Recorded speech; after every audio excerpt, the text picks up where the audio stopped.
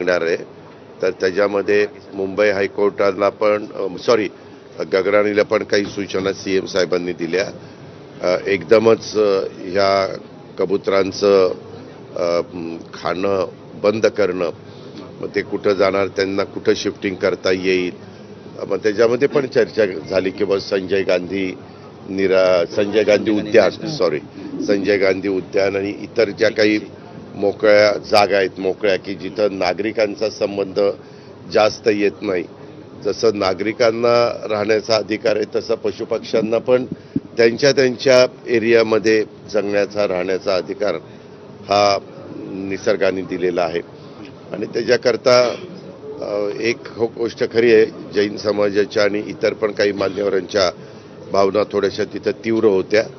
तर ही सगळी वस्तुस्थिती हायकोर्टामध्ये पुन्हा लक्षामध्ये आणून द्यायची की बाबा एकदम अनेक संख्येने जास्त असणारे कबूतरखाने आपल्या मुंबईच्या परिसरात आहेत. ते वर्षानुवर्ष पिढ्यानपिढ्या ते चालत आलेले आहेत. परंतु काही जणांचं असंही म्हणणं आहे की ह्या कबुतरांच्या विष्ठेमुळं काही आजार उद्भवतात. अशा पद्धतीनं पण काहींनी भूमिका मांडलेली आहे. शेवटी न्यायव्यवस्था ही सर्वोच्च आहे, परंतु न्यायव्यवस्था सर्वोच्च आहे त्याबद्दल कुणाचं दुमत असायचं कारणच नाही. पण तिथं जनतेच्या मनामध्ये काय आहे, जसं ती माधुरी हत्तीणीच्या संदर्भामध्ये पण काल सकाळी मिटिंग झाली आणि त्यावेळेस कोल्हापूरकरांनी किती मोठा लॉंग मार्च काढलेला होता, तो आपण शांततेने काढलेला होता आणि त्याच्यामध्ये सगळे घटक सहभागी झालेले होते. विद्यमान खासदार, माजी खासदार, विद्यमान आमदार, माजी आमदार, माजी मंत्री, विद्यमान मंत्रींनी पण काल मिटिंगमध्ये थोडंसं जनतेच्या भावनेचा आदर केला गेला पाहिजे आणि तशा प्रकारची भूमिका सुप्रीम कोर्टामध्ये मांडली गेली पाहिजे, अशा त्याच्याही बद्दलची चर्चा झाली. तशी ह्याही संदर्भातली सगळी चर्चा झाली. आणि सीएम साहेबांनी, मी तरी त्या मिटिंगला जे काही पाहत होतो किंवा ऐकत होतो किंवा माझ्या परीनं पण काही भूमिका मांडत होतो, तर त्याच्यामध्ये सरकार ह्यामध्ये सकारात्मक मार्ग निघावा अशाच विचाराचं आहे.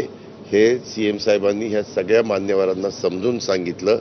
अनेक संघटनांचे तिथं प्रतिनिधी होते, तर त्यांनी सांगितलं की ठीक आहे मुख्यमंत्री महोदय, आपण त्याच्याबद्दल एक चांगली भूमिका मांडली आणि तशा पद्धतीनं कालची मीटिंग ती संपली. पण दादा, जैन समाजाला आता तुम्ही काय आवाहन करणार आहात? नाही, ह्याच्यामध्ये ऐका, शेवटी त्यांनी काल मांडताना पण तिथं अतिशय तीव्रतेने भूमिका मांडली की बाबा तुम्हाला आम्हाला जेवण्याचा जसा अधिकार आहे तसा कबुतरांना पण खाण्याचा अधिकार आहे. त्यांनाही आता तिथं कबूतर, त्यांनी तर सांगितलं की ते ताडपत्री टाकल्यामुळं तर कबूतर तिथं मरतायत, त्यांना तिथं खायला मिळत नाहीये. त्यांना वर्षानुवर्ष तशी सवय लागलेली होती की तिथं अनेक जण जायचे आणि खाद्य घालायचे आणि ते खाद्य ते खायचे आणि त्याच्यातनं ते जगायचे.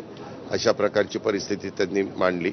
परंतु कोर्टाने थोडेशा सक्त आदेश मुंबई महानगरपालिकेनं दिल्यामुळं मुंबई महानगरपालिकेने ताबडतोब कोर्टाच्या आदेशाप्रमाणे सर्व प्रकारची कारवाई केली. पण आता ही जे काही परिस्थिती आहे ती परिस्थिती कायदा सुव्यवस्था व्यवस्थित ठेवण्याचं काम हे पोलीस खातं करतच असतं, त्यांचं ते कामच आहे.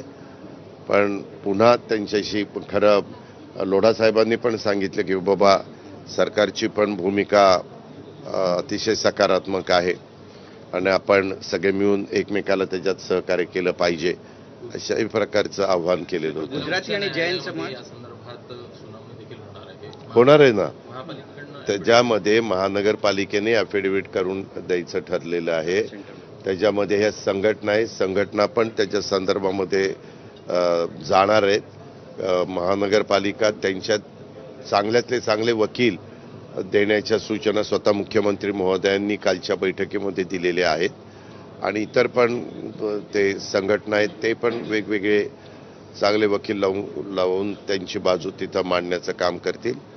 शेवटी न्यायालयाच्या पुढं सगळेच जण आपापली भूमिका मांडतील आणि मला असं वाटतं की ही सगळी परिस्थिती पाहिल्यानंतर न्यायालय नेहमीच योग्य निर्णय देत असतं. तशा पद्धतीने